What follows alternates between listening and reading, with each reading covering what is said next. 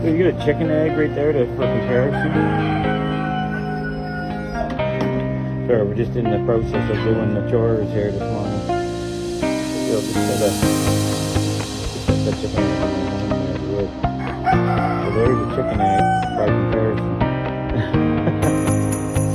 And I know what everyone's going to ask. Are they edible? Yes, of course they're edible. They're just a lot more yolk and a lot more white. So that'll be breakfast.